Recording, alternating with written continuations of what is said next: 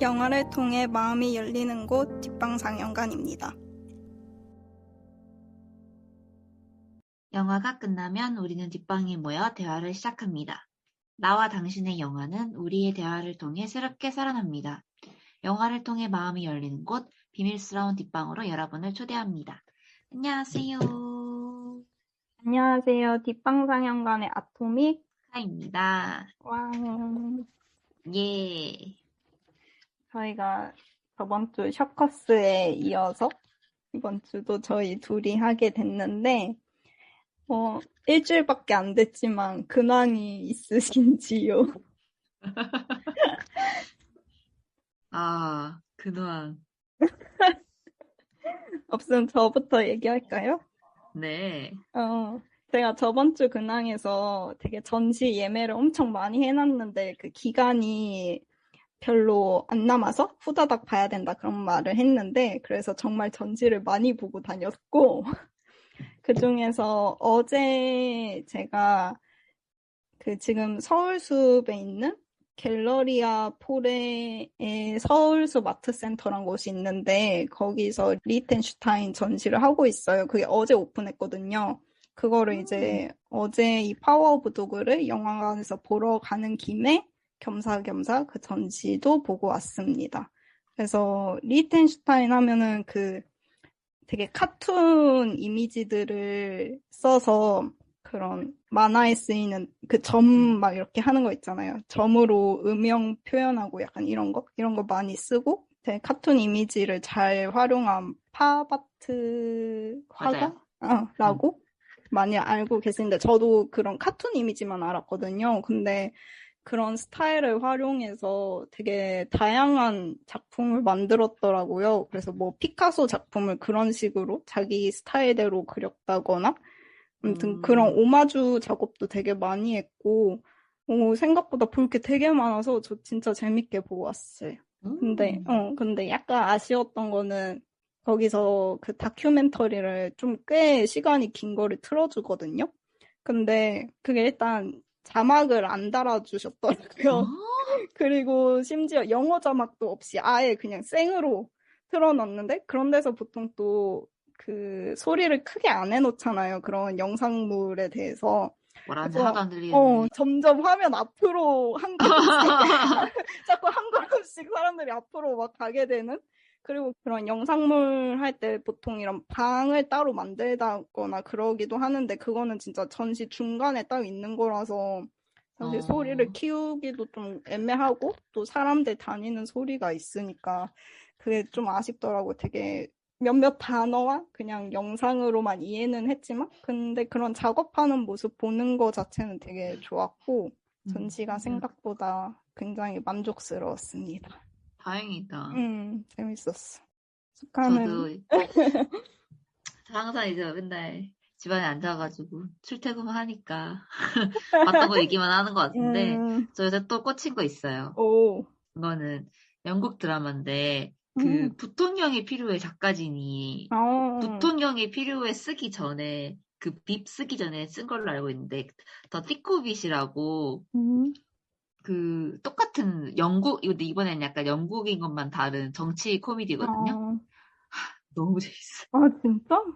너무 웃겨. 오.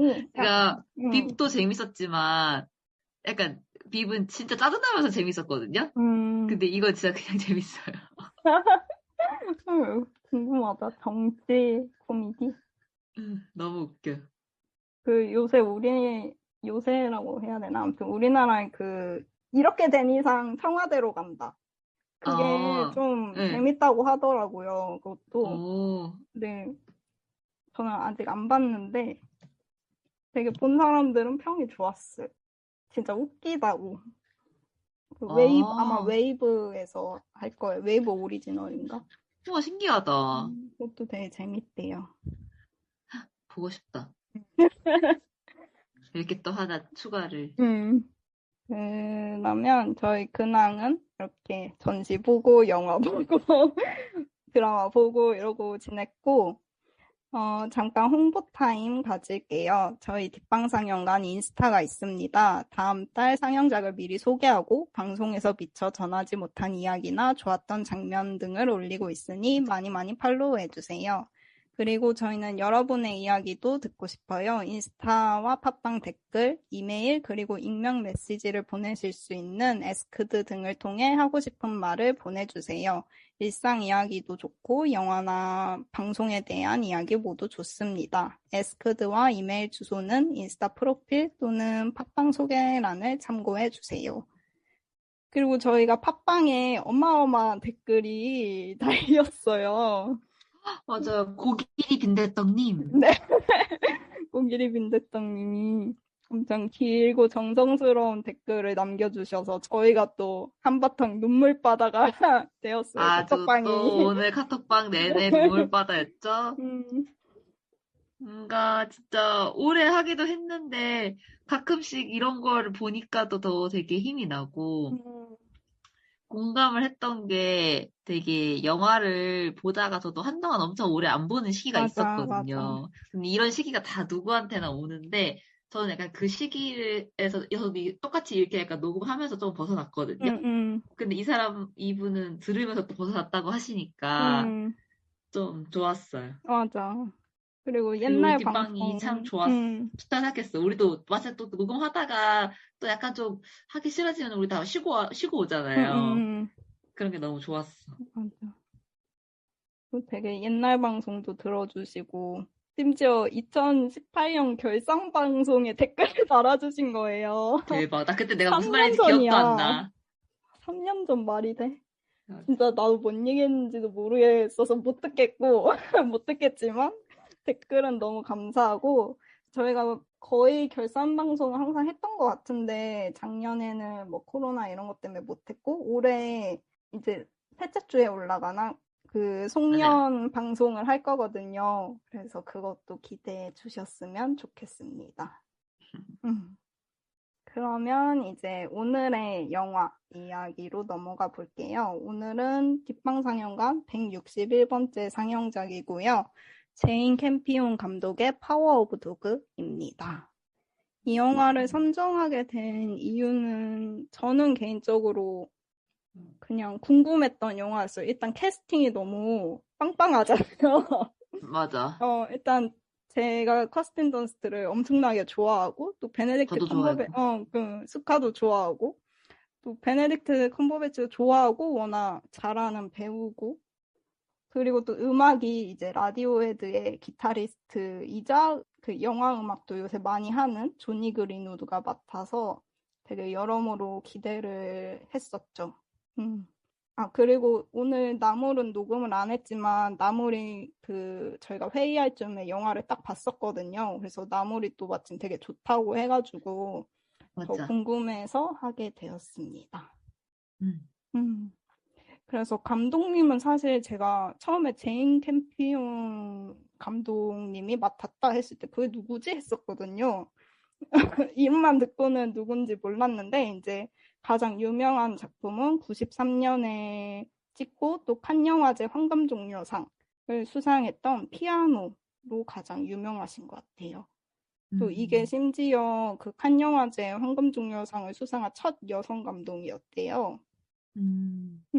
근데 더 웃긴 건 두 번째가 올해 나왔대요. 두 번째 여성 감독이. 그게 이제 줄리아 디크루노 티탄. 근데 저희가 다음에 또 하네? 저희가 근데 다음 주에 이제 저는 녹음은 안 하지만 다음 주 상영작이 이 감독의 로우거든요. 티탄을 얘기가 나올 수도 있고 뭐 그거는 모르겠는데 어쨌든 그 감독이 두 번째 여성 감독이라고 하네요. 나는 티타닉 안 그래도 이제 개봉하니까 그냥 로우 하는 김에 가서 보려고 했는데 같이 할 친구들도 다 그렇게 생각하고 있더라고요. 이미. 그래서 아마 얘기가 나오긴 할 것 같아. 그래서 어쩌다 보니 이렇게 칸 영화제 황금종려사 첫 여성 감독과 두 번째 여성 감독을 연달아 하게 됐네요. 저희가 진짜 몰랐는데 그래서 되게 신기했고 첫 장편은 1989년 스위티였는데 제가 이걸 옛날에 봤는데 이 감독님인 줄 모르고 있었어요. 그래서 이번에 찾아보면서 좀 놀랐는데 저는 개인적으로 이 영화 보면서 좀 힘들었어가지고 이때는 별로 기억이 안 남았어요. 근데 이번에 피아노 보고 너무 좋아서 그 드라마도 찍으셨거든요. 드라마 시리즈를 하나 찍으셨는데 그거는 탑 오브 더 레이크라는 드라마고 이건 또 뉴질랜드 배경이에요. 감독님이 뉴질랜드 출신이시거든요. 그래서 뉴질랜드에서 일어난 어떤 범죄 사건에 대해서 그 여자 경찰인 주인공 로빈이 뭐 수사를 하는 이야기인데 뭐 그 로빈의 개인사도 얽혀 있고 막 되게 재밌었어요. 저도 아직 보는 중인데 재밌게 보고 있습니다. 그래서 영화로는 이 파워 오브 도그를 찍은 게 굉장히 오랜만에 영화로 복귀를 하신 작품이고 이 영화를 찍게 된 트리비아를 조금 얘기를 해드릴게요. 이게 되게 너무 재밌는 거예요. 저희가 인터뷰 같은 걸 읽었는데 그래서 좀 내용을 많이 가져와 봤는데 일단 일단 제인 캠피언 감독님이 이 소설을 알게 된 거는 그 제인 캠피언 감독님의 양어머니가 계신데 양어머니랑 서로 책 이야기를 많이 하고 서로 책을 막 바꿔서 읽고 이런 많이 한대요. 근데 어느 날 그 어머니께서 이 책을 갑자기 보내줘가지고 그냥 읽었는데 되게 재밌고 뭔가 되게 생각이 계속 나더래요. 그래서 이렇게 자기가 사랑에 빠진 거면 자기한테 맞는 거겠다. 약간 이런 확신이 좀 생겨가지고 좀 에이전트한테 이거 판권 어떻게 됐냐 물어봤는데 그 판권을 당시에 캐나다의 되게 유명한 프로듀서인 로저 프레피어? 저 이름을 정확히 발음을 모르겠는데 아무튼 로저라는 분이 갖고 있었대요. 근데 또 이 로저라는 사람이 판권을 사게 된 것도 좀 웃긴데 그냥 이분이 파리에서 쉬는 중이었는데 어떤 기사에서 되게 유명한 배우가 이 소설을 되게 좋아한다 얘기를 한 거예요. 근데 처음 듣는 소설이네? 하고 그냥 사서 읽었대요. 근데 침대에서 후루룩 읽고 아 너무 좋다 하고 판권을 샀대요. 그래서 프로듀서는 이런 건가? 좋으면 판권 사는 건가? 싶었는데 그러니까 이렇게 판권을 샀는데 아무튼 그래서 나중에 이제 제인 캠피언 감독이 보니까 그분이 판권을 갖고 계셨고 또 마침 그때 둘 다 칸느 영화제에 참석을 하는 시기였던 거예요. 그래서 미팅 요청을 해가지고 그렇게 해서 영화 작업이 시작됐대요. 되게 우연히 겹친 그런 일들이었고 그래서 사실 이 소설이 영화화가 몇 번 되려고 했다가 무산됐던 작품이라서 좀 걱정이 많긴 했는데 자기가 뭔가 딱 맞는 사람이라고 스스로 느껴서 밀고 나갔다고 하네요. 그래서 실제로도 너무 잘 찍었어요. 맞아. 정말 잘 찍었다고 생각해요. 감독님이 되게 열의에 가득 차서 작업을 하신 것 같고 다른 인터뷰 봐서도 그리고 배우들은 다들 뭐 너무 유명해서 사실 설명이 필요 없을 정도로 유명한 사람들인데 저희가 커스틴 던스트를 엄청 좋아하잖아요. 그 처녀 자살소동도 방송했었고 근데 이 커스틴 던스트랑 그 조지 역을 맡은 제시 플레먼스가 드라마 파고 시즌2에서 부부로 나왔거든요. 그래서 저는 그냥 보면서 둘이 또 부부로 나오네 했는데 실제 부부더라고요. 이거 오늘 아토믹 얘기해도 저 몰라가지고 뭐 이러면서. 근데 저도 오늘 알았어요. 그러니까. 그래서 그 파고를 찍으면서 연인 관계로 발전을 해서 약혼을 했고 지금 두 아들이 있다고 합니다. 그래서 그래서 둘 다 캐스팅이 좀 나중에 됐어요. 원래는 로즈 역에 캐스팅됐던 분이 그 아까 말한 탑 오브 더 레이크의 주인공을 맡았던 엘리자베스 모스였고 조지는 폴 다노가 캐스팅이 됐었는데 근데 진짜 폴 다노 되게 잘 어울리는데 또 지금 캐스팅이 되게 한방을 위해 괜찮았던 것 같아. 맞아요. 폴다노였으면 처음부터 계속 폴다노 범인이지 맞아. 이러면서 봐가지고 조지한테 너무 집중이 됐을 것 같아. 진짜 맞아. 근데 아무튼 그 두 배우가 스케줄 문제로 하차를 하게 되면서 이 둘이 캐스팅이 됐는데, 그래서 둘이 되게 서로 준비하면서 도움을 많이 줬다고 하네요. 그리고 뭐 베네딕트 컴버배치야.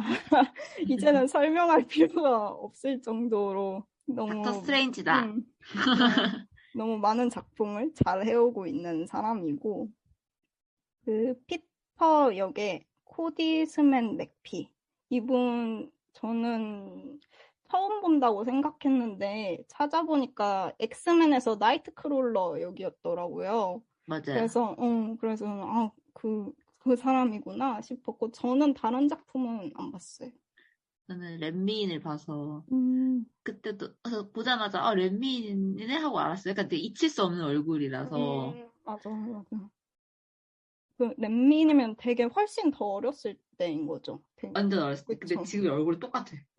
못 맞췄어. 아, 그렇구나. 음. 그래서 이분은 96년생이고 호주 출신인데 16살 때 약간 관절염의 일종인 척추염 같은 그런 걸 진단을 받으셨대요. 그래서 실제로 좀 몸이 아프고 약간 그래서 영화 촬영도 좀 힘든. 그래서 와, 이거 한 작품 대단해. 하면은 되게 좀 쉬어야 되거나 음, 그런 정도로 좀 몸이 안 좋다고 하시더라고요. 근데 스스로는 굉장히 뭐 예술이나 철학이나 연기에 열정이 많은 사람이고, 또 인터뷰를 읽어보니까 되게 자신이 피터랑 닮았다고 생각을 했대요. 이게 특히 아버지가 레슬러 출신이었고 또 배우도 하신 분인데, 아버지가 굉장히 그런 벌써부터. 레슬러 출신이니까 아무래도 좀 덩치도 크고 우락부락한 그런 느낌의 막 수염 기르고 바이크 타고 다니고 막 남자 약간 이런 느낌의 음, 사람이어서, 그래서 어릴 때부터 자기도 아빠처럼 돼야 하나? 아빠처럼 될 건가? 약간 이런 고민이 많았는데 결국은 자기는 그냥 이런 사람이고 내가 좋아하는 거는 어떤 거고 이런 걸 깨달으면서 그냥 자기만의 길을 잘 찾아서 가고 있다고 해요. 그래서 그런 자기의 모습이 사회에서 바라거나 생각하는 어떤 남성성 이거에서 좀 벗어난, 그걸 신경 쓰지 않는 모습이 피터랑 자기랑 닮았다고 생각했다고 합니다. 그래서 진짜 음, 비슷하다. 어쩌다 보면 캐스팅들을 다 이렇게 찰떡같이 했는지. 진짜. 사실 제가 너무 이 영화를 만든 사람들이 너무 재밌는 거예요. 이 배우들도 너무 재밌고, 그 감독님도 그렇고, 또 영화 음악 맡은 조니 그린우드도 원래 좋아하니까 라디오헤드를 되게 이것저것 많이 찾아봤는데, 너무 얘기가 길어질 것 같아서, 조니 아, 그린우드 얘기 조금만 더 하고, 영화 네, 얘기로 넘어가 볼게요, 본격적으로. 네. 조니 그린우드는 뭐 데어 윌 비 블러드를 시작으로 PTA랑 작업을 굉장히 많이 했고, 그래서 팬텀 스레드가 너무 유명하죠, OST가. 그치. 근데 그리고 요번에 이제 PTA의 신작인 리코리시 피자도 작업을 했고, 또 그 크리스틴 스튜어트가 다이애나 왕세자비 역할 맡은 스펜서도 작업을 했고, 스페이스 너무 궁금해. 근데 스펜서는 언제 개봉을 할런지. 그러니까. 스펜서도 저희가 되게 기대하고 있는데, 아무튼 그 작품도 오래 했고, 또 이제 파워 오브 도그도 했는데, 일단 음악이 저는 그 딱 오프닝 음악 있잖아요. 막 되게 기타 같은 두둥두둥 하는 그 음, 소리 막 나오잖아요. 그래서 전 그때부터 막 심장을 잡고 봤거든요. 음악 이러면서. 근데 저는 그게 당연히 약간 기타? 아니면 뭐 기타 종류의 그런 악기인 줄 알았는데 그게 첼로 소리래요. 근데 음, 첼로를 활로 안 쓰고 손으로 튕겨서 한 거래요. 근데 심지어 이 조니 그린우드가 되게 기타리스트로 메인 활동을 했지만 되게 다양한 악기를 하고 또 그 악기 배우는 걸 굉장히 좋아하는데 이 첼로도 배웠대요. 그래서 자기가. 그래서 이 대박. 둥둥거리는 거를 되게 그 자기가 연주를 했고, 또 원래는 벤조가 이제 영화에서 좀 주요하게 쓰이잖아요. 그래서 그치. 벤조를 쓸까 했는데 좀 자기 생각대로 소리가 안 나와가지고 벤조를 안 썼고, 또 벤조를 만약에 진짜 음악에 쓰면은 막상 영화 속에서 나왔을 때 오히려 포커스가 안 될 것 같아 해가지고 벤조를 안 썼는데 그 벤조를 연주하듯이 첼로를 손으로 튕겨서 해보니까 오히려 자기가 생각했던 그 벤조의 느낌을 낼 수 있어서 좋았다고 하더라고요. 그래서 그 노래가 굉장히 처음 오프닝부터 마음에 들었어요.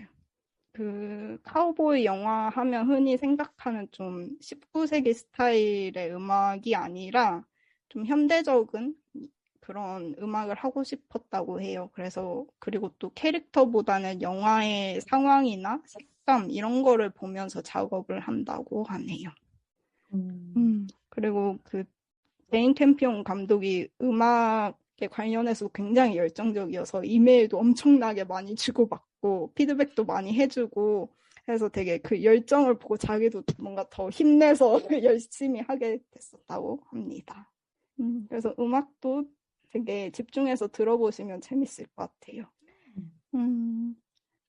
그러면 트리비안 여기까지 할까요? 좋습니다. 그러면 줄거리 들려주세요. 네. 1925년 미국 몬타나에서 거대한 목장을 운영하고 있는 카우보이 필은 가는 레스토랑 웨이터가 종이꽃을 만들어 식탁에 장식해 놓은 곳조차 마음에 들지 않아서 엄청 짓궂게 놀리는 그런 마초적인 성격의 남성입니다. 하지만 그와는 다르게 그의 동생 조지는 조금 부드러운 성격의 소유자로 목장 일에도 그렇게 큰 관심을 보이는 것 같지도 않은데요. 마침 그 레스토랑에서 레스토랑을 운영하던 과부 로즈와 사랑에 빠져서 둘이 함께 결혼하게 됩니다. 하지만 필은 이것을 용납하지 못하고 로즈가 자신들의 목장이 갖고 있는 돈을 노리고 접근한 거다라고 주장하며 로즈를 괴롭히게 됩니다. 그리고 그녀의 아들이 자기가 탐탁지 않게 여겼던 그 종이꽃을 만들던 레스토랑 웨이터라는 것을 알고서 피터에게도 그 아들인 피터에게도 굉장히 못되게 굴게 됩니다. 피터는 의대에 다니는 학생이었는데요. 피터가 의대에 다니는 학기 동안 로즈는 조지와 결혼을 하게 되고 그 필과 함께 셋이 목장에 있는 집에 살면서 함께 같이 살게 되는데 이때 필이 굉장히 정신적으로 로즈를 무너지게 할 정도로 괴롭히게 되고 결국 로즈는 술에 이존하며 겨우겨우 살아가게 됩니다. 방학 때 피터가 이제 오랜만에 목장을 방문하게 됐는데 이런 상황을 다 마주하게 됩니다. 그리고 이상하게 피터는 엄마를 불쌍하게 여기는 것 같으면서도 필과 함께 계속 어울리면서 그에 대해 알아가게 되고 필 역시 자기가 별로 못마땅하게 여기던 피터에게서 어떤 끌림을 느끼면서 자신이 아는 것을 다 가르쳐주고 목장 일도 배우게 하고 말도 배우게 하면서 자신과 함께 여행까지 떠나자고 이런 제안을 할 정도로 피터를 아끼게 됩니다. 그래서 자신이 아들이 말을 타고 필과 떠나버린 것을 안 로즈가 격분하면서 이제 필이 자신의 아들을 뺏어간다고 생각을 한 거겠죠? 그러면서 필이 아끼는 팔지 못하게 한 소가죽을 인디언에게다 팔아버리게 됩니다. 나중에 짧은 여행에서 돌아온 필은 로즈가 그렇게 가죽을 다 팔아버린 것을 알고서 굉장히 격분을 하는데요. 왜냐면 그 가죽으로 그 밧줄을 따서 그 밧줄을 자식에게 아끼는 피터에게 선물로 줄 예정이었기 때문입니다. 그래서 그 가죽이 없어졌기 때문에 피터에게 줄 밧줄을 완성하지 못하게 되었는데 마침 피터가 그때 자기가 미리 보관했던 생 가죽이 하나 있다. 너에게 주겠다라고 하면서 피터의 도움으로 결국에는 밧줄을 완성할 수 있게 되고 그 완성된 밧줄을 피터에게 선물로 주게 됩니다. 하지만 어쩐지 다음 날부터 필은 알아눕게 되는데요. 한번 알아누운 이후로 병상에서 그대로 건강을 회복하지 못하고 죽게 됩니다. 뒤늦게 영화에서는 피터가 탄저병균에 의해서 죽었다는 사실이 암시되고, 필이 그렇게 죽었다는 것이 암시되고, 피터가 의도적으로 필에게 그 병균을 옮겨서 죽음에 이르게 됐다는 사실이 밝혀지며 영화가 끝나게 됩니다. 내용이 엄청 촘촘해요. 영화에서도 그렇고. 그래서 얘기를 이제 다시 보기로 넘어가서 영화 얘기를 더 자세히 해볼 텐데, 일단 저는 이 원작 소설을 읽고 갔거든요. 근데 소설도 그렇게 촘촘해요. 소설도 그렇게 촘촘하고 그래서 감독님 마음에 드셨던 거겠지. 그리고 만약 이렇게 챕터들이 여러 개 나눠져 있잖아요. 그러면 첫 번째 챕터에서 뭐 잠깐 나왔던 내용인데 갑자기 뭐 7번째 챕터에서 그 내용이 다른 시점으로 또 나오거나 아무튼 이런 식으로 되게 왔다 갔다 하면서 그래서 읽으면서 이거 어디서 봤는데 하고 막 앞에 뒤져보고 약간 이랬어요 초반에는. 근데 읽다 보니까 약간 그 스타일을 익히면서 되게 재밌더라고요. 근데 영화가 그거를 되게 구현을 잘했고 되게 촘촘하게 잘 만들었다고 생각을 했는데 일단 무슨 장면부터 얘기를 해볼까요?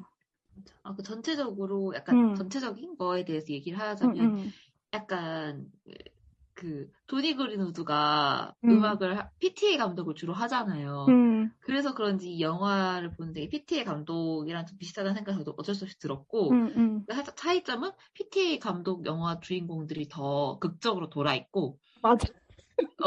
이 감독님의 영화의 인물들은 사실 그렇게 극적으로 돌아있진 않고 사실 그 시대라고 생각을 해보면 되게 어디서나 만날 수 있는 평범한 진짜 약간 어떻게 보면 되게 크게 틀에서 벗어나지 않은 그런 설정이에요. 그리고 사실 그리고 어떻게 만약에 끝나서 내가 다시 곰곰이 생각해보면 이 스토리 자체도 막 되게 엄청나게 막 대박 이렇게 엮여지는 그런 스토리까지는 아니에요. 근데 뭔가 그래도 너무 2시간 넘는 시간 동안 너무 내내 계속 재밌었어. 맞아. 그게 이 영화의 진짜 재밌는 것 같고, 그래서 뭔가 항상 생각을 하는 게 같은 이야기를 해도 재밌게 하는 게 있고, 재미없고 지루하고 하는 게 있는데, 뭔가 진짜 어떻게 재밌게 하는지를 아시는 분이라고 해야 되나? 그런 느낌이 많이 들었어요. 맞아. 그 되게 긴장감 있게 얘기를 잘 하시는 것 같아요. 그 다른 작품에서도 피아노도 그랬고 타보 드레이크도 되게 긴장감이 있고 궁금하게 만드는 그런 연출이 되게 재밌었거든요. 아무튼 또 이게 서부극이라고 할 수 있지만 사실 배경이 서부인 거지. 맞아. 이게 서부극인가 하면은 서부극은 딱히 서부극의 내용은 아닌 것 같거든요. 그치. 그냥 서부가 배경인 약간 심리 뭐라 하죠? 심리 스릴러라 해야 되나? 막 사람을 옥죄어오는 특히 로즈 맞아. 입장에서 더더욱 그렇고. 맞아. 그래서 심리를 굉장히 잘 쓴 영화인 것 같아요.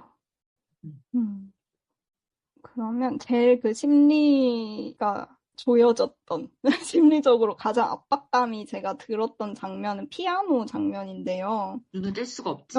그 피아노를 이제 되게 비싼 피아노를 조지가 사줘가지고 로즈가 연습을 혼자 하게 되는데 오랜만에 치고 또 원래도 그렇게 잘 치는 편이 아니었기 때문에 자꾸 초반에서 계속 다음으로 넘어가지 못하고 초반에만 연습을 하는데 갑자기 어디서 벤조 소리가 막 두둥둥 들리는데 처음에는 뭐지? 잘못 들었나? 하고서 다시 치는데 내가 칠 때는 벤조 소리가 나고 내가 또 안 하면 벤조 소리가 안 나고 이러면서 뭐지? 하게 됐는데 결국은 벤조로 너무나 완벽하게 연주하는 거를 들려주잖아요. 맞아. 진짜 그거 보면서 진짜 캔디에 나오는 엘라이자도 이렇게 안 괴롭힌다. 그렇겠어, 진짜. 진짜 그 압박감이 뭐라 해. 그리고 그 되게 위치도 항상 필이 항상 위에 있는 게 되게 많이 쓰인단 말이에요. 아니면 이렇게 아래에서 필을 찍어서 필이 내려다보듯이 나오는 샷이나 아니면 실제로 위쪽에 위치하는 샷이 되게 많은데 그런 압박감이 진짜 엄청 강하게 들더라고요. 이걸 소설을 읽을 때도 그 장면이 압박감도 오지만 그때는 그냥 좀 더 이런 식으로 사람을 괴롭힌다고? 약간 그게 더 강했거든요. 근데 이게 영상으로 보니까 확실히 그 로즈의 표정과 이게 맞아. 거기에 공감을 할 수밖에 없어. 더스트가 너무 연기를 잘해. 그러니까. 그치, 언제까지 잘할 셈이세요. 진짜. 그리고 이제 그 연습이랑 이어져서 이제 저녁 식사 자리가 나오죠. 그 주지사 부부와 또 그 조지와 필의 부모인 버뱅크 부부가 와서 같이 저녁 식사를 하는데 그 저녁 식사 자리 자체도 이미 로즈가 되게 압박감을 느끼고 불편해하지만 이제 막 갑자기 피아노 친다면 피아노 좀 쳐줘 하고서 사람들이 막 의자 끌고 가는데 로즈는 막 앉아서 어떡하지 하고 막 돌아보잖아요. 거기에 진짜 저는 마리 앙뚜아네트가 너무 생각나는 거예요. 그 장면이. 소피아 코폴라 감독의 마리 앙뚜아네트에서도 컨스틴 더스트가 맡아서 그 되게 화려함 속에서 혼자 외로워하고 고군분투하는 그런 역이었는데 되게 그 모습이 생각이 많이 났고 또 이제 피아노를 하나도 못 치고 결국 그냥 죄송해요 생각이 안 나요 이러고 파티 분위기가 싸해지고 그런데 그게 너무 힘들었어요 보면서. 맞아. 아, 그리고 그 조지 그 버뱅크 엄마가 그 아메리칸 호러 스토리라는 미국 드라마에서 그게 뭐냐면 되게 주연 배우들은 계속 쓰고 이야기가 바뀌는 거거든요. 시즌제로. 그 되게 거기서 항상 그런 스토리에서 되게 항상 되게 복극이라고 해야 되나?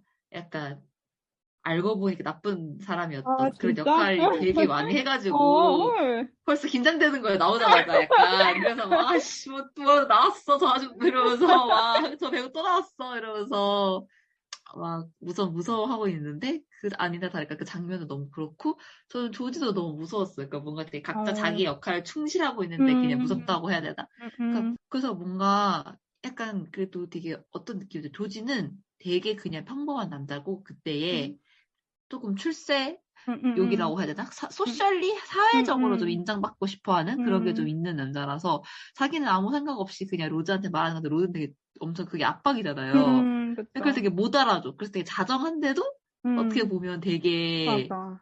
그런 면에서 하나도 그걸 여자를 그걸 이해하지 못하는 거지. 그런 상대방을.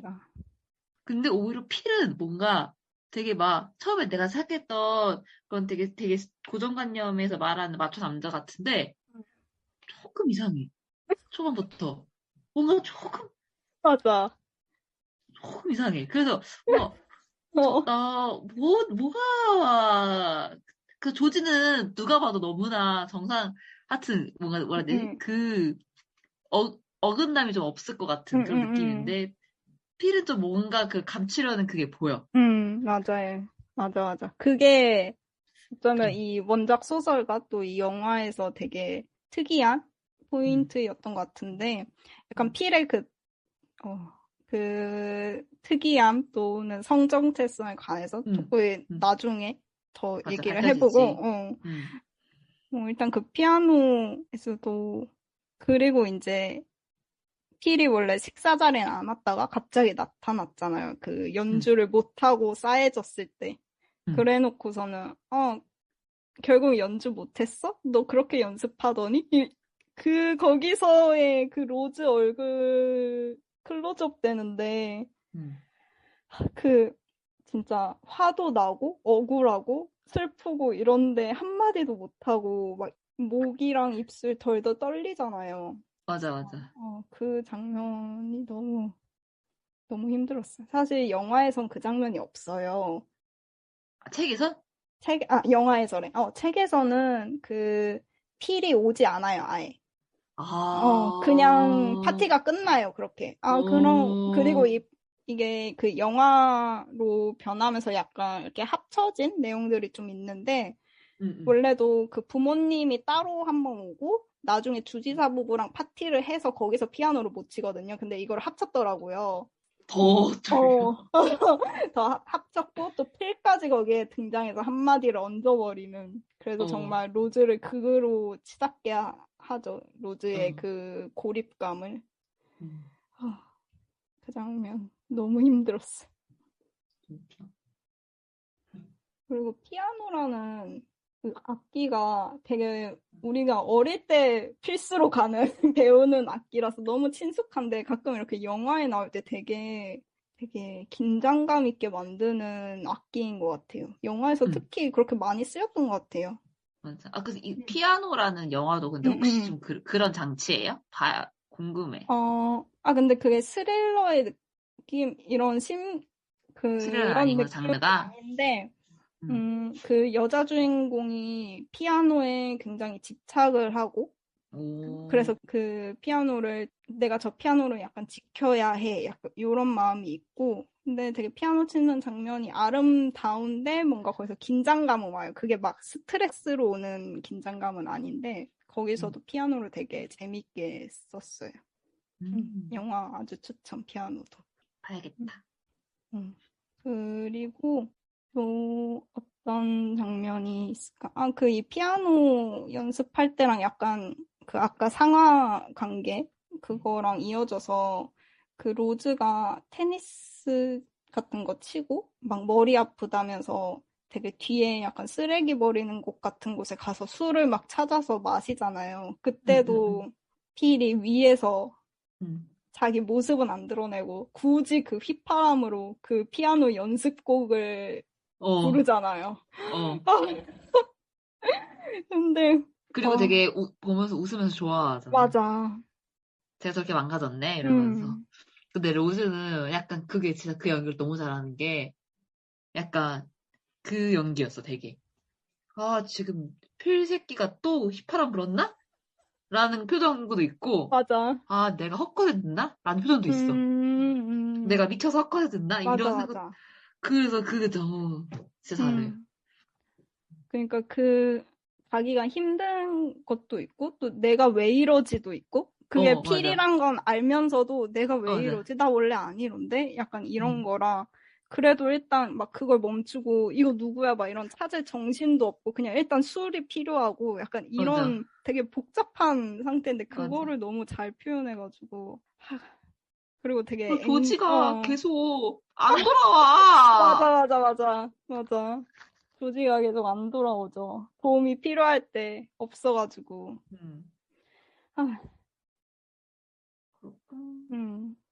제가 제일 좋아했던 장면은 그 피터가 이제 방학 때 왔는데 목장에 와서 엄마한테 좀 되게 진짜 막 딱 봐도 로즈가 망가져 있잖아요, 완전. 그래서 로즈가 그렇게 하는 걸 보고서 엄마한테 로즈 이렇게까지 할 필요 없어. 내가 다 해결해 줄게라고 하는데 거기서 뭔가 되게 싸했거든요. 그쵸. 그리고 맞아 결국 그렇게 되잖아요.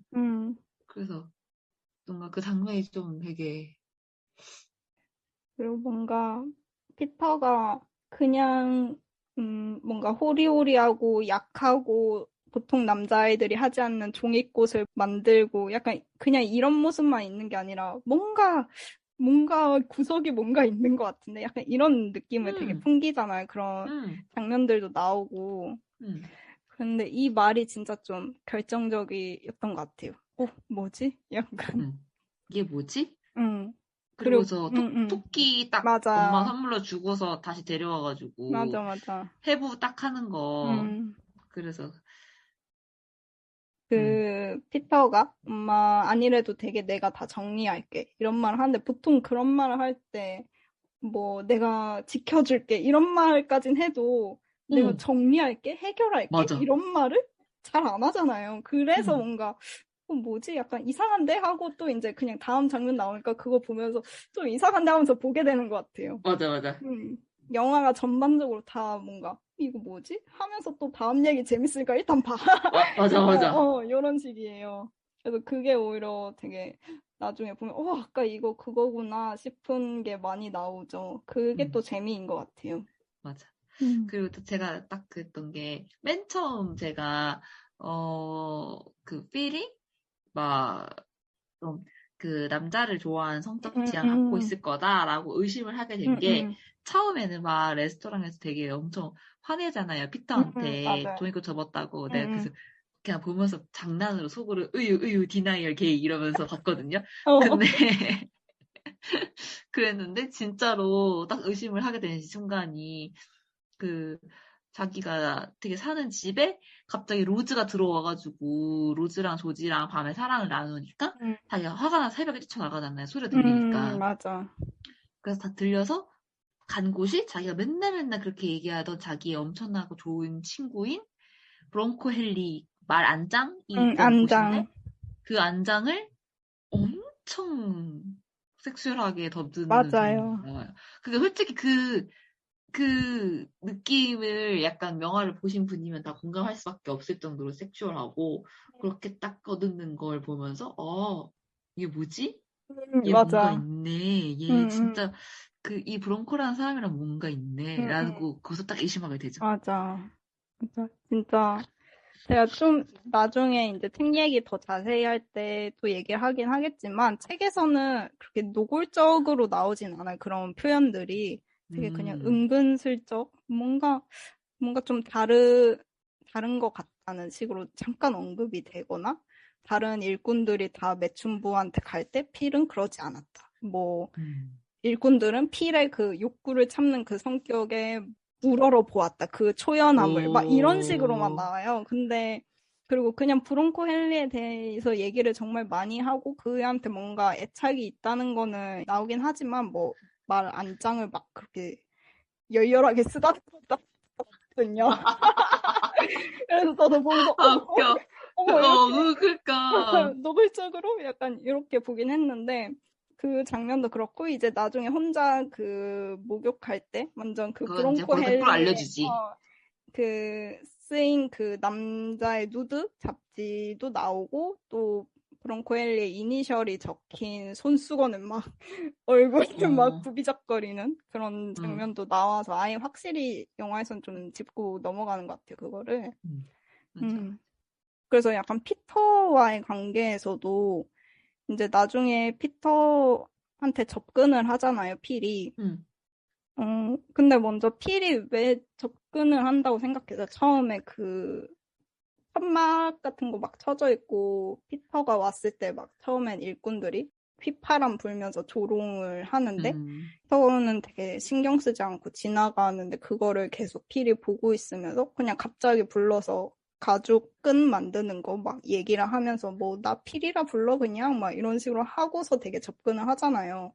응, 그래서 응. 그거를 어떻게 봤을지 좀 궁금해요. 저는 책을 봤으니까 약간 책엔 좀 더 어, 설명이 있어서 그냥 봤는데 그냥 모르고 보면은 뭐 되게 왜 저래? 이해가 안 될 수도 있을 것 같았거든요, 저는.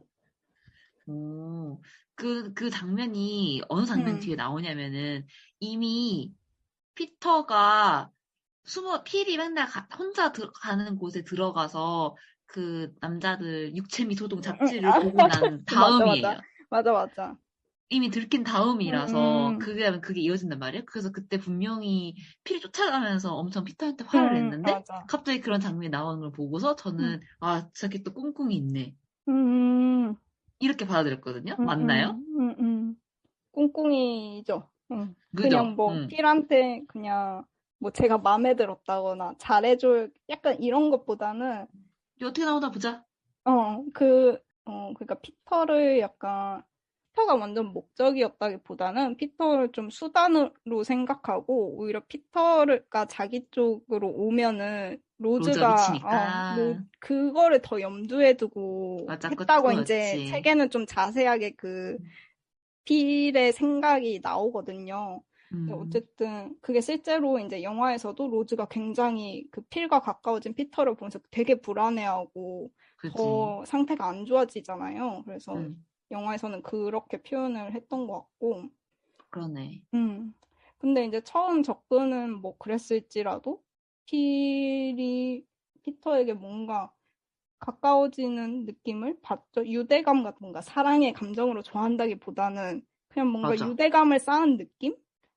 너 음, 그래서 놀랐던 게 약간 인터넷 치면은 막 음. 성적 끌림 느끼는데 사랑에 빠져 이런 줄거리들이 그래? 있더라고요. 아, 응. 왜 대놓고 써놨더라고요. 아, 근데 내가 느끼기에는 어땠냐면 약간 자기도 되게 어떻게 보면 남들과 엄청 다른 사람이고 이 음, 사회에 속할 수 없는 사람인데 음, 음. 필이 그걸 속으로 엄청 숨기고 살아가는 사람이잖아 어떻게 보면은. 어, 근데 그거를 완벽하게 드러내고 무방비하게 다니는 게 그 피터잖아요. 그쵸. 그래서 맞아, 그런 데서 맞아. 오는 좀 근데 얘가 이것도 배울 줄 아네? 그리고 계속 피터가 되게 갯모에 같이 의외의 면 보여주면서 반하게 한단 맞아, 맞아. 말이에요. 그래서 그런 의외로 강단 있고 의외로 음, 잘 배우고 음, 그래서 좀 가장 봐했을 것 같은 장면 뭐라고 해야 되지? 되게 좋았던 연출이 피터가 직접적으로 누군가를 죽이는 장면 안 나왔다고 해야 되나? 그러니까 되게 좋았던 게 그 토끼 있잖아요. 그래서 자기가 엄청 되게 막 남자들만 할 것 같은 놀이를 얘기하면서 토끼가 쓰러진 나무더미 사이로 쑤으니까 우리가 나무 이거를 기둥을 얼마나 드러내야 토끼가 도망갈까? 이런 얘기하면서 토끼 엄청 놀리고 막 이렇게 했는데 그거는 토끼가 다리에 다쳐 있잖아요. 맞아. 그래서 편하게 보내줘라고 이제 죽이는 걸 애한테 시키는 건데 못할 줄 알고 제대로 잘 어떻게 보면 그렇게 시킨 거겠죠? 그 너무 간단하게 그 토끼 목을 꺾어서 딱 죽인단 말이에요, 피터가. 근데 그 장면을 피터가 죽이는 장면을 보여주는 게 아니라 그걸 보고 놀라는 좀 뭐지 하는 필의 얼굴을 잡아요, 카메라는. 맞아. 그런 게 너무 좋아요, 뭔가 약간. 심지어 그 장면에서 그 소설에서도 토끼 목을 꺾어서 죽게 했는데 피터가 그때도 피 하나 흘리지 않고 그랬다 이런 표현이 나와요. 맞아. 근데 딱 그 영화에서 어떻게 나오면은 그런 뭔가 죽이는 듯한 사운드가 나오고 근데 피가 맞아. 나와요. 그 풀 같은데 뿌려진 피. 그래서 저는 이제 소설을 읽었으니까 그 표현이 되게 기억에 남았거든요. 그래서 여기는 왜 피가 나오지 했는데 알고 보니까 그게 그 필이 손이 다쳐서 나온 피잖아요, 그거는. 그러고 이제 필이 놀라는 그 장면이 나오고 그 연출 진짜 좋았어요, 저도. 그래서 그게 이제 걔한테는 그 피터가 그런 사람이라는 게 되게 어떻게 보면 걔한테 상흔이잖아요. 상처를 입힐 수 있는 뭔가 그래 뭔가 하여튼 뭔가 하나의 충격이잖아. 그래서 그쵸. 그걸 피 흘린 게 그렇게 필이었다 이렇게 표현되는 게 너무 좋지. 맞아. 좋았지. 그렇게 찍는 게 진짜 재밌지. 그래서 뭔가 되게 어떻게 느껴졌냐면 모든 장면이나 그런 씬의 배치나 타이밍 이런 것들이 되게 이 이야기를 어떻게 해야지 가장 재밌게 즐길 수 있나. 약간 그거 알죠? 맞아. 그런 느낌이었어. 그리고 진짜 디테일했던 것 같아. 막 소리 맞아. 쓰는 것도 그렇고. 맞아. 되게 로즈가 피를 실제로 눈앞에서 보는 것도 힘들어하지만 그냥 그 사람의 발소리 이런 거에도 민감하게 엄청 반응을 하잖아요. 맞아. 그래서 근데 그런 것도 되게 그 필의 발소리도 많이 나오고 문 여는 소리 이런 것도 되게 히스테릭하게 잘 쓴 것 같아요. 맞아. 그리고 그런 표현들이 책에서도 되게 세세하게 나오거든요. 그럼 뭐 만약에 아까 그 피아노 연습할 때 예를 들면 그 장면에서 혼자 원래는 피아노 연습하고 있었는데 문을 분명 닫았는데 뒷문이 살짝 열린 게 나오잖아요. 필이 들어와서 맞아. 그런 건데 그게 소설에서는 로즈가 집에 온 문을 다 알고 문들의 특징을 다 알아서 무슨 문이 열렸는지 아는데 뒷문은 특히 필이 드나드는 곳인 거예요. 그래서 그 부분에서도 소설에서 그 뒷문이 보고 필이 왔다는 거를 직감했다 막 이런 얘기가 나오거든. 그런 거를 되게 영화에서 엄청 잘 표현해줬어요. 그래서 소설을 읽고 봐도 진짜 그냥 잘 만들었다. 이렇게 같은 얘기 떠봐도 재밌구나. 이렇게 잘 쓰는구나. 약간 그래서 되게 공을 많이 들인 느낌이 들더라고요. 맞아. 그리고 필과 피터의 관계 좀 더 얘기를 해보면은 이제 그 가죽을 로즈가 팔아서 막 화가 나 있을 때 그치. 그때 이제 피터가 처음으로 이렇게 팔을 잡거든요. 필에. 그리고 이제 막 그런 다음에 필도 처음으로 누군가에 되게 손을 안 대는 사람인데 처음으로 피터의 목을 이렇게 손을 얹고서 막 되게 너는 이제 뭐 앞으로 잘 될 거야 막 이런 얘기 같은 거를 막 해주잖아요. 갑자기. 덕담을 갑자기 벼랑간 덕담 타임. 큰아빠 타임을 갑자기 맞아. 막 이렇게 하는데 근데 그 장면에서도 그런 뭔가 좀 미묘한 느낌이 들고 왜 근데 그 둘이 성적 끌림을 느꼈다 이런 표현을 쓰는 게 아예 이해가 안 되는 건 아니에요. 사실 연출이 그 뒤에 그래. 그 담배 같이 피는 장면 특히 그 장면은 진짜 거긴 진짜 엄청 관능적으로 찍어놨잖아요. 스토커 생각났어. 아무튼 되게 팽팽한 정말 긴장감이 느껴지게 나왔는데 근데 뭐 필이 그런 동성애자인 거는 맞는 것 같고 맞고 근데 그걸 피터한테 그랬나? 그런 감정이 있나? 하는 건 잘 모르겠어요, 솔직히. 그냥 얘가 얘는 뭐지? 약간 이런 느낌인 것 같고, 그리고 시대가 1925년이잖아요. 이때면 굉장히 옛날이고, 또 이런 서부 지역의 농장이고, 그런 곳에서는 그런 동성애에 대한 것도 되게 무지하고, 스스로도 되게 자기 감정을 잘 모를 수도 있잖아요. 그래서 이런 필이 막 남자 아까 스카가 생각한 그 디나이얼 게이처럼 진짜 거의 그거죠. 오히려 자기가 뭔가 특이한 것 같다고 생각을 했으니까 아마도 그 브론코 헨리 그 사람한테서 그 사람과 있었던 뭔가 일이 있으면서 뭔가 그런 걸 겪고 내가 이거를 오히려 숨겨야겠다 싶어서 더 뭔가 더 사람들이 생각하는 강인한 남자 약간 이런 모습을 더 보여주려고 오히려 더 세게 나가고 더 극으로 가버리는 그런 표현을 하게 됐다 생각하거든요. 그래서 피터랑 필이 그런 감정을 서로는 절대 아니고 피터는 절대 아닌 것 같고 필이 그런 감정을 느꼈냐 하면은 모르겠어요. 피터에 대해서. 저는 어떻게 느꼈냐면 처음에는 분명히 로즈를 싫어한 이유가 조지에게 집착해서거든요. 그러니까 맞아, 이게 맞아. 되게 그거를 볼 수가 있는 게 필이 되게 자기 동생 조지한테 처음엔 되게 집착을 했어요. 맞아, 맞아. 이상하게 조지 없으면 술 안 마시지 나는. 아 조지 없으면 나는 안 하지. 이런 느낌으로 되게 나온단 말이에요. 그래서 그게 왜 그럴까라고 생각을 해봤더니 그러니까 필은 되게 자기 편이 필요하고 어쨌든 외로운 사람인 건 맞는데 그 브론코 헨리가 떠나면서 자기 편을 완벽하게 잃어버린 사람인데 동시에 자기가 동성애자인 걸 알아버린 사람. 근데 이걸 아무한테도 얘기할 수가 없잖아요.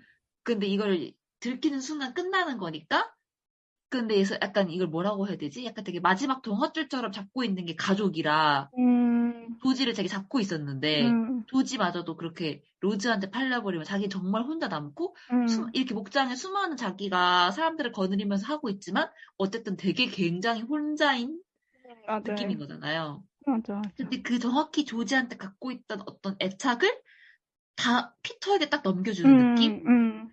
그러면서 동시에 어떤 그런 애착도 생겨나면서 근데 거기 성적 텐션도 약간 있는 거죠. 그 성적 텐션은 사실 100% 피터가 그 잡지를 보고 나서 필의 동성애자임을 알게 돼서 유도한 거라고 생각이 들었어요. 그렇게 느끼게끔. 자기 얘기. 맞아. 맞아. 그 잡지도 사실 소설에서는 안 나오거든요. 그런 잡지를 발견한 거는. 그냥 그 혼자서만 목욕하는 그 비밀의 장소였는데, 거기를 갑자기 피터에게 들켰다. 그것만 나와요. 그냥 피터도 그냥 어쩌다 갔는데 그걸 보게 됐다. 그래서 막 필이 욕을 하고 꺼지라고 욕을 하고 이런 걸로만 나오지 그런 잡지를 발견하고 이런 장면이 없었거든요. 그래서 사실 그 담배 서로 하는 그 피는 장면도 없어요. 그래서 저도 수카가 말한 것처럼 그거를 좀 이용한 것 같아요. 그 잡지를 보고 피터가 그런 성향을 이용을 했다고 봐도 될 것 같아요. 그러면 이제 거의 마지막 장면으로 가면 이제 이 영화의 제목이 파워 오브 도그. 이게 왜 나왔는지가 이제 마지막에 나오잖아요. 그게 이제 탄저병으로 필은 죽었고 피터의 계획에 의해서 죽었고 이제 피터는 장례식장에 가지 않고 홀로 집에 있다가 돌아오는 로즈와 조지를 보면서 그때 혼자 책을 읽고 있는데 거기서 이제 시편에 나오는 구절이 나와요. 그게 내 생명을 칼에서 건지시며 내 유일한 것을 개 세력에서 구하소서. 그래서 이 개 세력이라고 번역된 게 파워 오브 독이었는데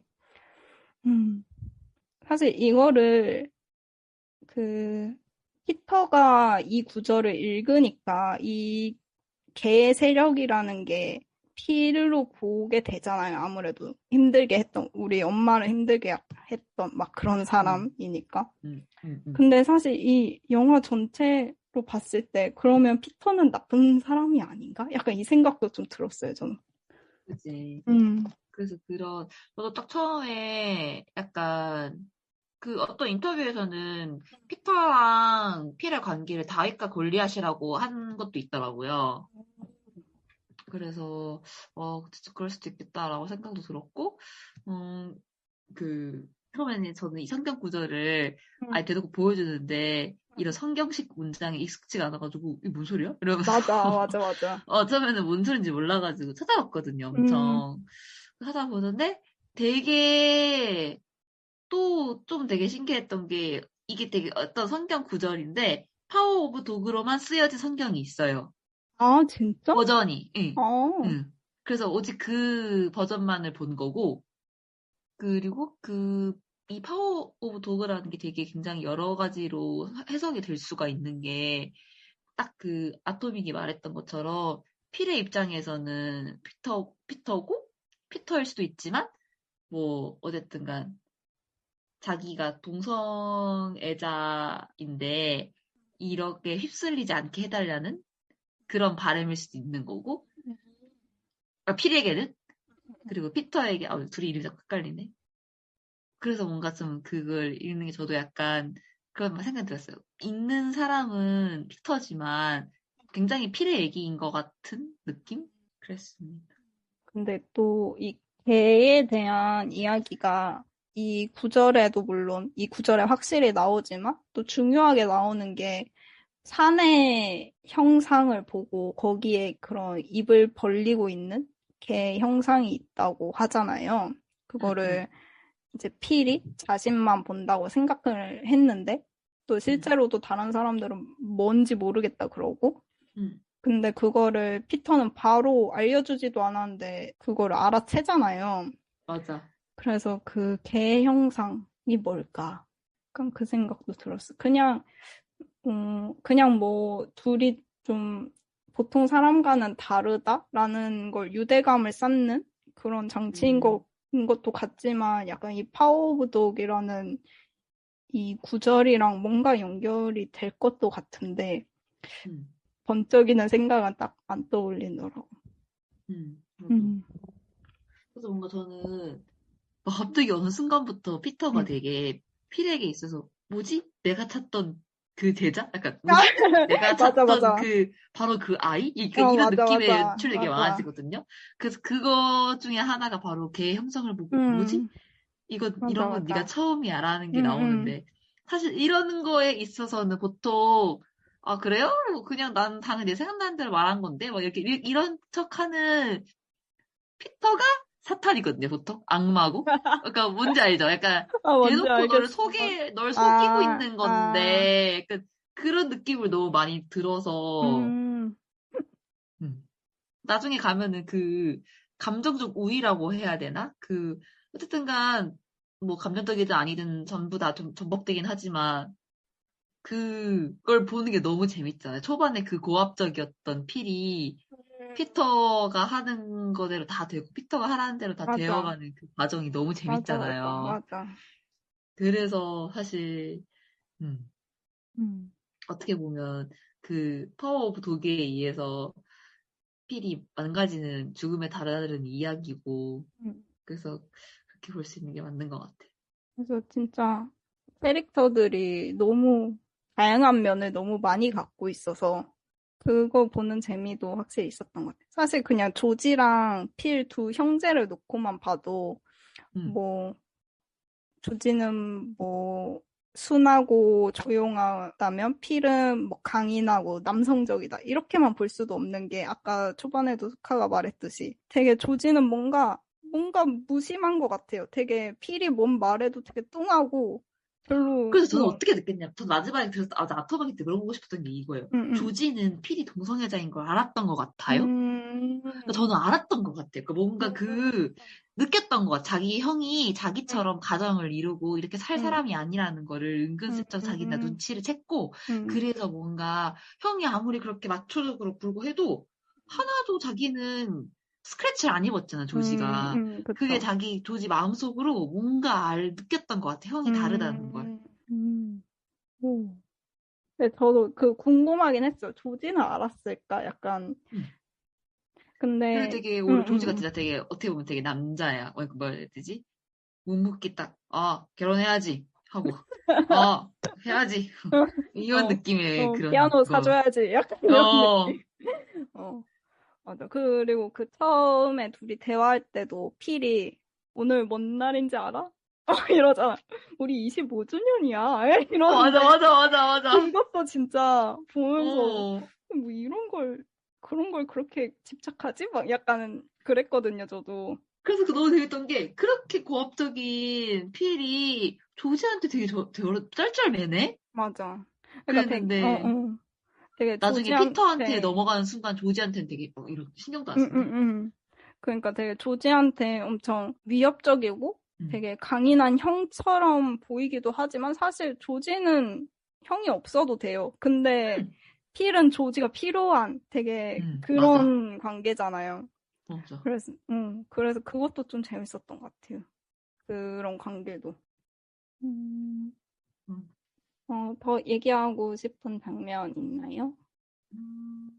이 정도? 그냥 그 밧줄이라는 게 되게 굉장히 밧줄로 죽었잖아요. 그래서 되게 덤덤하게 피터 얘기를 하는데 자기 아버지가 밧줄로 목매달아 자살한 걸 내가 내렸다 발견해서 이렇게 그냥 얘기하는데 그 사람한테 밧줄을 만들어주는 필도 참 맞아. 그래서 저도 사실 그게 되게 초반엔 놀림이라고 생각을 했고 나중에는 좀 되게 진짜 주고 싶어서 막 그렇게 된 그런 거.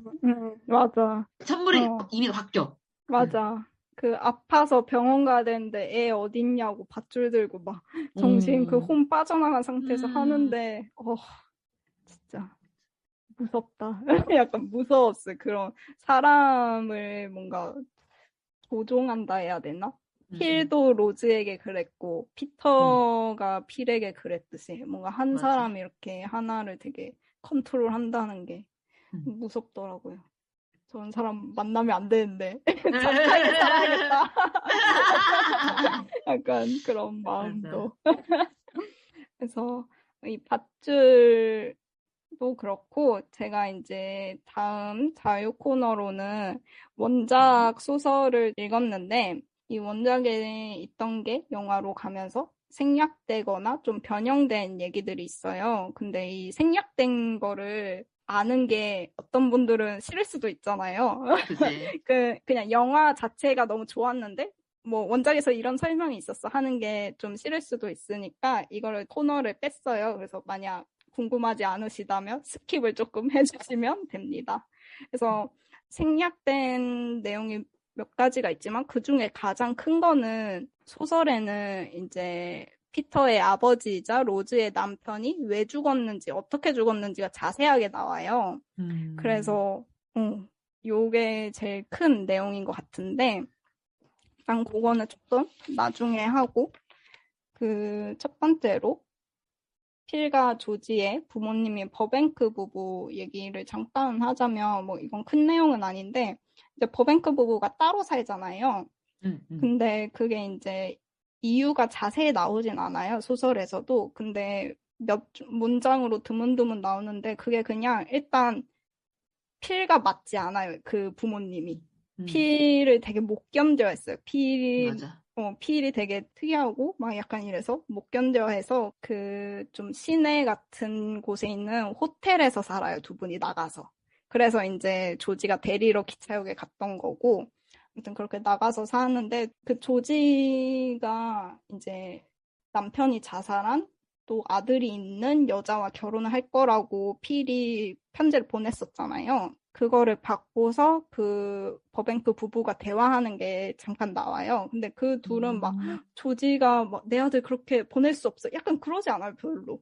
그냥 둘 다 근데 뭐 조지가 지금까지 별로 뭐 사고 치지도 않고 그랬는데 이런 일 그럴 수도 있지. 약간 요런 식이에요. 처음에 고민을 좀 뭐 했다고는 하지만 그래 네가 차분히 생각해보고 해라. 약간 요런 반응이 되는데 그러면서 하는 얘기가 약간 필에 대해서 필이 왜 이렇게까지 우리한테 편지를 보내서 자기 동생의 결혼을 막느냐. 약간 이거를 서로 고민하는데 말을 잘 못 꺼내는 거예요.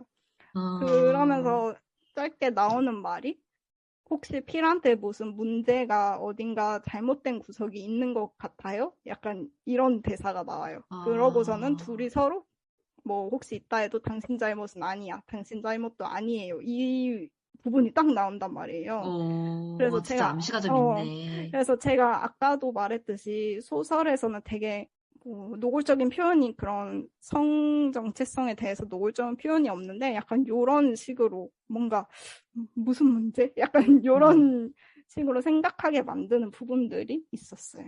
그래서 부모님과의 얘기가 요런 게 좀 있었고 그리고 가족 밧줄? 그거랑 또 피터의 아버지 얘기가 좀 이어지는데 사실 피터의 아버지 이름은 조니예요. 조니 고든인데 조니가 피터의 말대로 밧줄에 목을 매달아서 자살을 했는데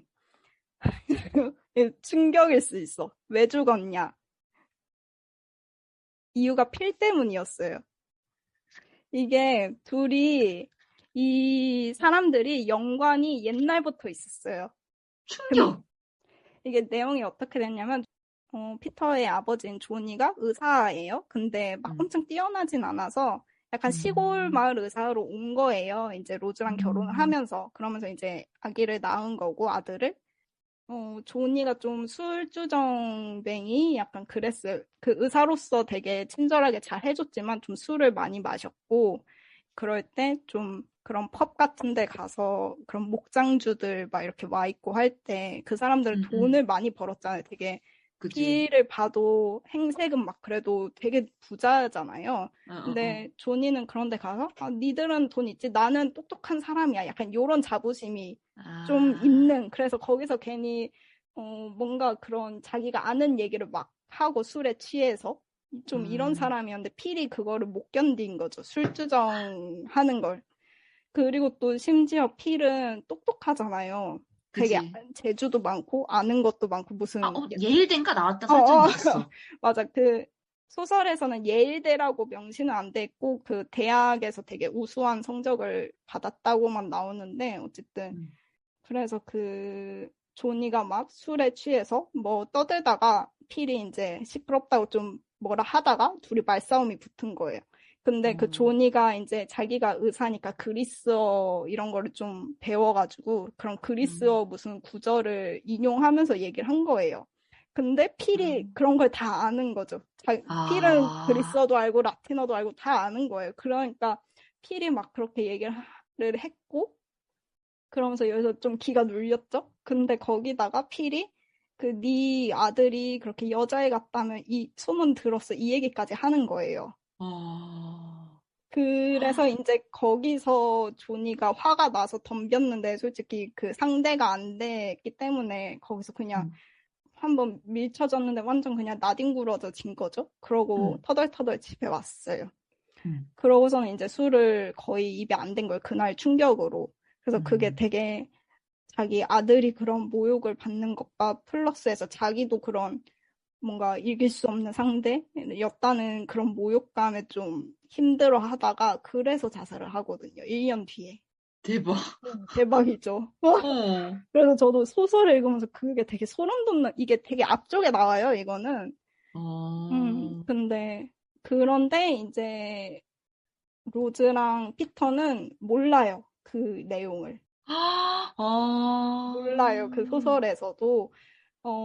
거기서도 근데 필이랑 피터가 근데 이게 들어오면은 되게 모든 게 운명적인 것처럼 느껴지게 된다. 맞아. 또 그런 걸 좀 배제를 하셨네, 감독님은. 그리고 내용이 엄청 길어졌을 것 같아. 이것까지 들어오면. 그치. 이게 또 과거의 일이니까. 그치. 그래서 그 첫 장면에 이제 레스토랑 가서 종이꽃 보고 막 하잖아요. 근데 그것도 소설에서 보면은 필은 그 집에서 그 조니가 죽었다는 걸 알고 있고 이미 그 종이꽃을 보고서도 그 아들이 했나 보네 이러고 놀리는 거예요. 완전 그냥 종이꽃 보고 이거 뭐 여자애가 만들었나 그냥 던진 말이 아니라 걔가 걔구나 약간 이런 느낌으로 그거를 하는 거거든요. 근데 아무튼 그래서 되게 더 힘들어요. 그 아버지가 자살한 내용이 나오는 게 소설에서. 되게 어떻게 보면은 그렇게 만약에 되면 이건 되게 약간 뭐라고 해야 되지? 벌 받는 이야기처럼 느껴지네. 그래서 그 필이 초반에 이제 그 로즈가 운영하는 숙소에 들어갈 때 방에 딱 들어가서 처음 보는 게 그 밧줄이에요. 그 화재시 이용하세요 하고 밧줄 감겨 있는 걸 보거든요. 그걸로 목을 매달라 죽었단 말이에요. 그래서 그거를 잡는 이유가 저는 내용은 얘기하지 않지만 그거를 굳이 잡은 이유가 있었을 것 같아요. 감독님이. 그러네. 그래서 이제 그 아까 말한 것처럼 그 아버지가 그 밧줄로 자살을 했는데 이제 피터는 밧줄로 복수라고 해야 되나 그렇게 한 거고. 그치. 그래서 이게 되게 약간 장르가 바뀌긴 한다. 감독님은 더 다른 거에 좀 그걸 하고 싶으셨던 것 같기는 하네요. 약간 뭐라고 이 모든 게 되게 운명적인 것처럼 느껴지고 징벌의 느낌이 좀 강해지는데 그런 거보다는 조금 더 집중을 한 것 같아요. 피터에게 좀 집중을 한 것 같아요. 저는 그 소설은 좀 필한테 집중이 된다 느꼈거든요. 그치, 맞아. 그게 되면 완전 필의 이야기지.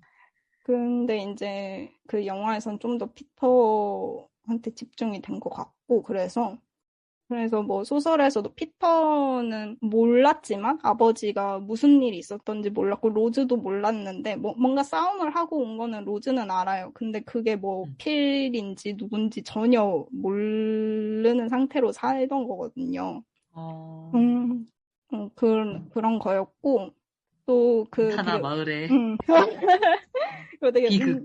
운명적인 우연 이런 걸로 느껴진다 했잖아요. 근데 그런 언급이 좀 나와요, 이 소설에. 그게 뭐냐면 그 영화에서는 그 가정부인 루이스 부인이 하는 얘기 중에 뭐 무슨 공동묘지에 관이 깨져서 봤는데 내 친구가 거기 묻혀 있었는데 열어보니까 금발이 가득했다더라. 머리가 계속 자랐다더라. 막 이런 얘기 그냥 그 얘기만 하고 나오잖아요. 근데 그 얘기를 했던 맥락이 있는데 그냥 그 부인이 아유 세상 참 좁아 막 이러면서 그 얘기를 막 해요. 근데 그게 뭐 그럼 고속도로 같은 거 건설 때문에 이제 막 그런 공동묘지를 정리를 하다가 우연히 어떤 관이 부셔졌는데 그게 마침 내 친구더라. 근데 막 금발머리가 가득했대. 막 이런 얘기를 해요. 근데 막 세상 참 좁지 않아? 막 그게 내 친구일 줄이야. 막 이런 식으로 얘기를 하는데 또 옆에서 그 젊은 가정부 있죠. 롤라. 롤라가 거기서 또 자기 얘기를 하나 해요. 원래는. 거기서 하는 얘기가 뭐냐면 롤라의 어머니가 좀 몸이 안 좋으셔서 롤라 어릴 때 돌아가셨는데 뭐 그런 얘기를 하다가 근데 뭐 저희 아빠 말로는 이 동네에 그래도 나중에 어떤 의사쌤이 오셔서 원래 우리 엄마도 그때 의사쌤이 있었으면 살았을 거랬어요. 막 이런 얘기를 하는 거야. 그 시골이잖아요, 거기가. 그치. 그래서 이제 로즈가 혹시 그 의사 선생님 이름 조니 고든 아니에요? 하니까 맞아요. 그 고든 박사님이랬어요. 하고서 이제 거기서도 로즈가 세상 참 좁구나 이런 생각을 하는 게 나오거든요. 그 얘기를 할 때. 그래서 약간 그 조니 고든과 이제 필의 내용이 들어갔으면 그게 더 진짜 그 세상 참 좁다 이런 일이 그치. 약간 이게 더 확실하게 됐을 것 같아요. 이 얘기들이 들어갔으면. 그래서 소설도 진짜 재밌었어요, 저는. 이런 다른 식으로 재밌네, 소설은. 그리고 이게 소설이 진짜 또 특이한 게 이 작가의 약간 자전적인 느낌이 있대요. 그러니까 이 작가분도 되게 뭐 어머니가 되게 부유한 목장주의 딸이었고 이제 어머니가 재혼하셨을 때 그 새아버지도 되게 부유한 목장 쪽 그런 사람이었고 뭐 이랬는데 그래서 그런 목장에서 지냈을 때 기억을 많이 담았대요. 모든 자기 소설에. 그때 본 사람들, 그때 어떤 했던 행동들 이런 걸 굉장히 많이 담았고 그래서 이런 필의 원형이 된 사람도 있었고 실제로 자기 어머니를 좀 괴롭힌 사람이 있었고 약간 이랬대요. 그래서 뭔가 좀 소설 속에서 약 자신이 복수한 느낌도 없지 않아 있었던 것 같아요. 피터의 입장에서. 근데 막 되게 여러 자기의 기억들을 섞어가지고 만든 내용이라 하더라고요. 소설도 재밌으니까 읽어보실 분들 읽으면 좋을 것 같아요. 그러네. 너무 유익한 시간이었다. 자잘한 것도 많긴 하지만 너무 또 다 말해도 책 읽기 싫어지니까 그러면 큰 내용 요 정도로 하고 사육 번호 맞춰볼게요. 좋아요. 이제 그들 각자의 영화관으로 넘어가서 오늘 영화 파워 오브 도그가 각자에게 어떤 의미로 다가왔는지 얘기를 해보겠습니다. 약간 그래서 사람들이 조금 막 되게 PTA랑 많이 비교를 하던데 저는 오히려 PTA보다는 더 스티븐 스필버그 감독이 더 포스트를 봤을 때 느낌이 좀 많이 들었고요. 되게 잘 짜여져서 뭐 엄청 큰 얘기는 별 얘기는 아닌데 너무너무 재밌다 이런 느낌? 그냥 더 포스트는 완전 산뜻 깔끔하게 끝났다면 산뜻 깔끔 감동 우 이렇게 끝났다면 약간 얘는 뭐라고 해야 되지? 좀 축축하게 영화 자체도 조금 더 훨씬 더 좀 성적이고 축축함이 있고 그래서 약간 그 모든 것에 대한 그게 있는 것 같아요. 그 필이 막 완전 마초 남성이기도 하면서 나이가 많고 경험이 많고 기성세대고 막 같은 모든 그런 거에 끝에 있는 사람인데 그거를 딱 전복하는 재미? 진짜 그게 뭔가 약간 되게 그런 영화를 보는 재미가 있는 거였고, 역시 같은 얘기를 하더라도 어떻게 재밌게 하느냐가 그 사람의 내공에 달려 있구나라는 거를 느끼게 해줬다. 맞아. 저도 영화 일단 보면서 그냥 배우들은 연기 너무 잘하고 다 연출은 다 너무 좋고 그래서 그냥 정말 재밌게 일단 봤고 그리고 저는 개인적으로 제인 캠피온 감독님한테 굉장히 관심이 굉장히 많이 생겼어요. 그 피아노도 너무 재밌었고 또 피아노랑 그 탑 오브 더 레이크랑 파워 오브 도그를 보면은 되게 비슷한 그 캐릭터라 해야 되나? 그런 설정? 그런 모습이 좀 나와요. 일단 약간 땅에 대한 애착이 있고 다들 그리고 이분이 뉴질랜드 분이신데 뉴질랜드도 사실 그런 마오리족이나 그런 약간 원주민 같은 사람들이 있잖아요. 그래서 그 원래 그곳에 살던 사람들이 거기에 갖고 있는 땅에 대한 애착 막 약간 이런 게 좀 나오는데 그게 여기서도 좀 이 일대가 다 자기들 땅이고 여기에 뭐 누가 왔었다 뭐 이런 얘기도 나오고 좀 땅에 대한 애착이라거나 머리 빗는 남자가 나오고 근데 뭐 이것저것이 있는데 근데 심지어 신기한 건 이 소설에도 그 머리 빗거나 이런 게 원래 나온단 말이에요. 그래서 이 감독님이 이거를 보면서 되게 좋아한 이유가 있을 것 같다라는 생각이 들었고 그래서 되게 감독님한테 관심이 많이 생겨서 만약 파워 오브 도그로 처음 감독님을 접했다면 피아노랑 탑 오브 더 레이크도 보면은 재밌을 것 같아요. 탑 오브 더 레이크를 시작해야겠어요. 좋아. 그래서 이제 녹음 어땠나요? 꿀잼인데 아토믹이 또 재밌는 얘기 많이 해줘가지고 너무 제가 좀 너무 손 안 대고 코푼 것 같지만 너무 재밌었습니다. 너무 말을 많이 했나 싶을 정도인데 사실 아닙니다. 적어놓고 말 안 한 게 꽤 있다는 점. 원래 보통 준비할 때 인터뷰 몇 개 읽어보니까 그냥 그런 식으로 인터뷰를 읽었는데 너무 재밌어. 감독님 인터뷰 적었는데 너무 재밌어. 그러고서 조니 그린우드 거 읽었는데 또 너무 재밌어. 배우들 거 하나하나 다 읽었어요 진짜. 인터뷰를 거의 4-5개를 읽었는데 그래서 재밌는데 이거를 어디다 정리를 할지 모르겠네요. 인스타 게시물에 올릴 수도 있고. 그래서 저도 오늘 원 없이 떠든 것 같네요. 그러면 좋습니다. 이제 오늘 영화 이야기는 여기까지 하도록 하겠습니다. 상영이 끝났으니 계단 조심하셔서 천천히 나가시길 바랍니다. 다음 영화도 기대해주세요. 안녕.